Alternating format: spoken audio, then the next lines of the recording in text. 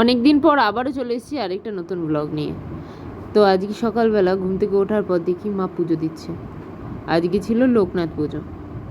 তো যেহেতু আমি ঘুম থেকে উঠে পুজো দিইনি, তার জন্য মা খুব রাগ করেছিল। কিন্তু মা পুজো দিচ্ছিল আর আমি ঘুম থেকে উঠে বসে বসে দেখছিলাম কত সুন্দর ফল কাটলো, কেটে ঠাকুরটাকে সাজালো। যেহেতু আমি মুখ টুক ধুয়ে এসে তারপরে একটু ভিডিও করছিলাম। বলছিল সামনে যাবি না, তুই কিন্তু স্নান করিস নি।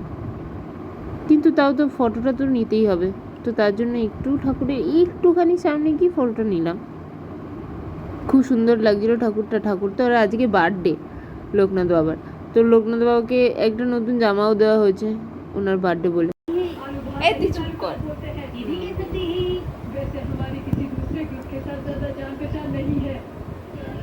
মেকআপ আর্টিস্ট যখন ফ্রি অফ কস্ট সাজিয়ে দেয় তখন তাদের অনেক কথাই আমাকে শুনতে হয়, কিন্তু কি করা যাবে। ও মাই গড, তোর বকবকের জন্য কিন্তু এই কোণাটা দেখ হচ্ছে না। ও আমি একদম। তোমরাও যদি কেউ ফ্রিতে সাজতে চাও তাহলে কন্ট্যাক্ট করো নন্দিনী ধরকে। কি আছে হয়েছে শান্তি? কিছু হতে দিচ্ছে না।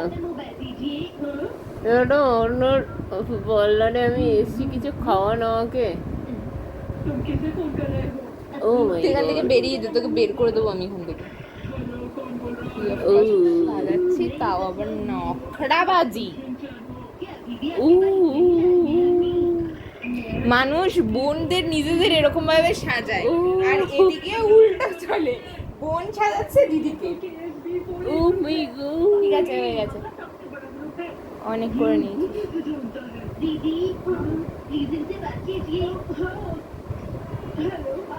আমাকে একটু কথাও বলবে না? ওয়াইড ওয়াইড ওয়াইড ও আজকে এই আই শ্যাডোটাই তখন দেখালে সকালবেলা, দেখছি দেখছি এটা ভালো লাগছে।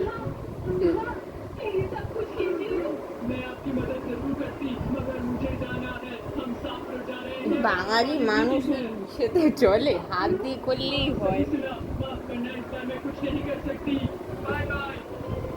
ম্যাডাম আমার তো দেখতে হবে আপনি ঠিকঠাক করছেন। আপনি মেকআপ আর্টিস্টকে একটু ভরসা করতে পারেন। এবার চুপ করে ফোনটা রাখুন। মেকআপ আর্টিস্টের দিকে ফোনটা ক্যামেরা রেখে দিয়েছি। এই যে চুপ, আমার কিন্তু ভালো লাগছে না, আমি তোকে মেরে দেবো। তুই ফোনটা রাখবি কি না?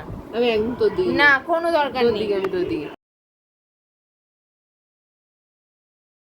যেহেতু আমার আর বোনু সেদিনকে ডান্স প্রোগ্রাম ছিল তাই আমরা খুব ব্যস্ত ছিলাম। তো প্রোগ্রাম করার পর তারপরে আমরা গেছিলাম মেলাতেও।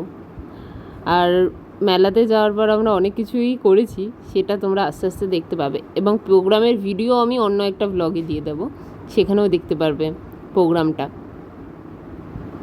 তো এখন মেলাতে যাওয়া যাক। মেলাতে গিয়ে এই কাণ্ডই করছিলাম আমরা।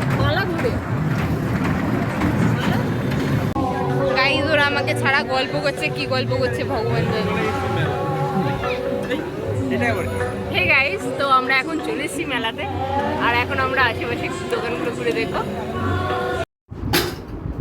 মেলাতে বেশ অনেক কিছুই ছিল, মিকি মাউসও ছিল, বাচ্চাদের জন্য কত সুন্দর পার্কেরও ব্যবস্থা করেছিল। কিন্তু সে সব আমাদের শুধু দেখে ঘুরে আসার মতোই। কি আর করা যাবে, যথেষ্ট বড় হয়ে গেছি না, কি বলবো আর। এই বোতলটা আমার খুব পছন্দ হয়েছিল, কিন্তু আমাকে কিছুই কিনে দেওয়া হয়নি।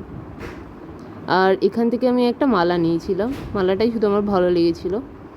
তারপরে এরকম আমরা দেখতে দেখতে আমরা চলে গেলাম বাড়ির দিকে রওনা হতে, কারণ খুব টায়ার্ডও ছিলাম। তো আজকের মতো এখানেই এন্ড। তো আমরা বাড়ি যাচ্ছি।